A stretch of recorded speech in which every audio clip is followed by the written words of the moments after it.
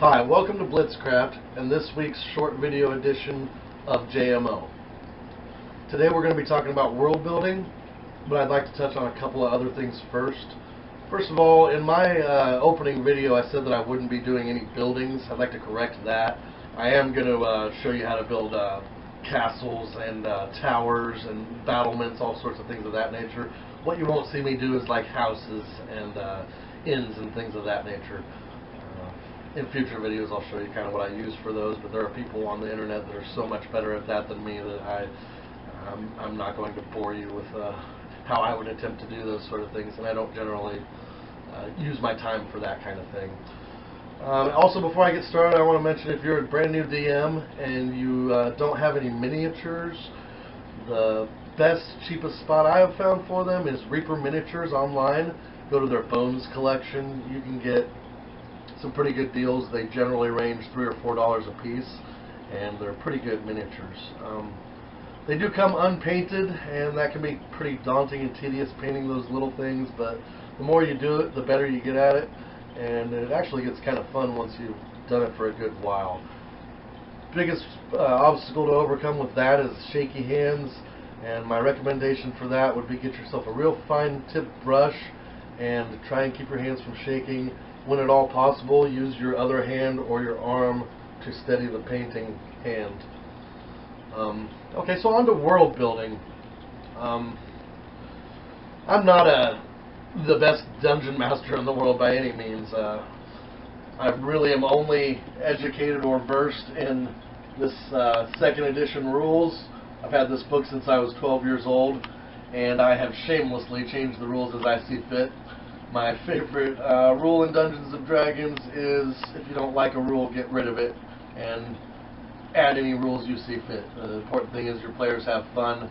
Just make experienced players aware of the differences in your game and the book rules. So let's get on to world building. As a dungeon master, you tell the story. You're the storyteller. You are everything your characters see, feel, hear, and smell. You are every single person that they interact with. It's not a bad idea to have a few accents and personalities tucked into your back pocket. Oftentimes even throw in a character that has the same sort of dialogue or mannerisms from some kind of popular movie. That can get a lot of laughs and be a lot of fun. One thing I want to hit right away is religion. D&D, since its inception, has had this stigma attached to it that it's somehow satanic, but that's not true at all. Religion can be whatever the dungeon master wants it to be, and whatever your group is comfortable with. Your story is going to take place in a world that's different from Earth. The laws of physics can be completely different. This is completely make-believe, so you can either have one god. You can not mention religion at all if you want. But I like the flavor that it adds. I like having the numerous gods, just hundreds of gods. There could be a group of people in a forest, in a grove that worship one particular god. Nobody else on your planet does. And there could also be popular worldwide religions.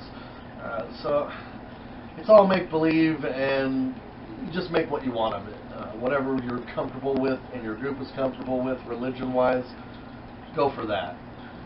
Some other things with world building are, like I said, your world is unique. It can be whatever you want it to be. It can have 2 moons. It can have 5. You might want to consider major geographical features like major rivers, mountain chains, things of that nature. Then I would advise getting a little bit of a character background on what classes and races that your starting characters want to play.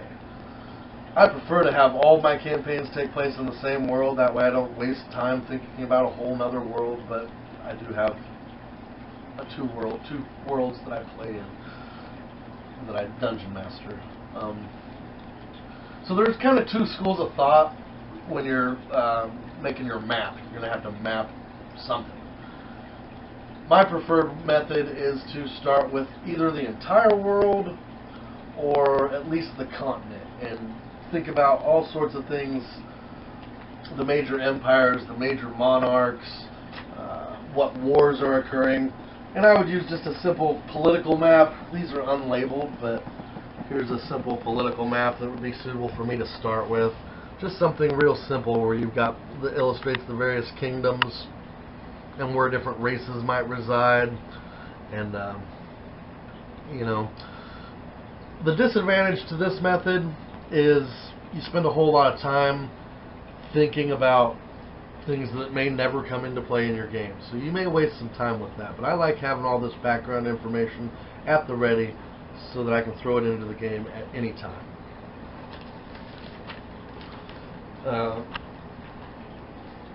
The other way of doing it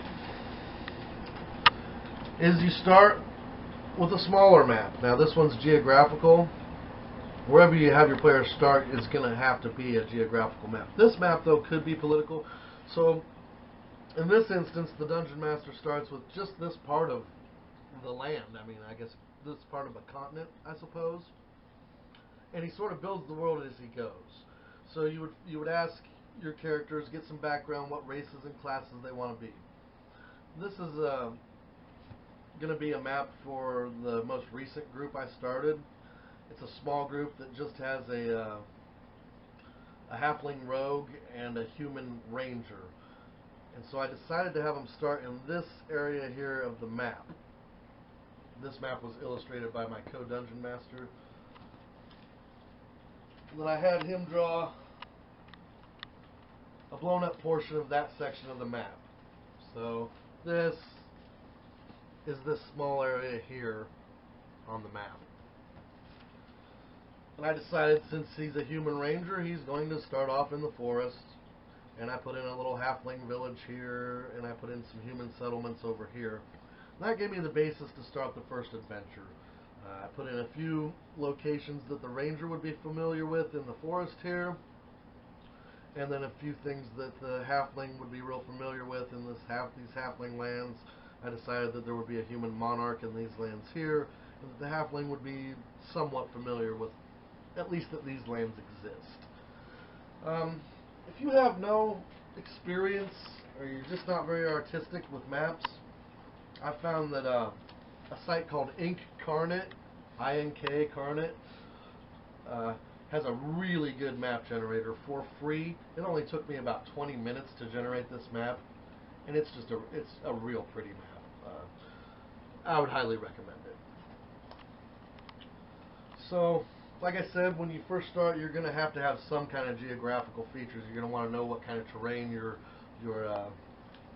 players are going to be going through and where they might. That's it for this short edition of Just My Opinion.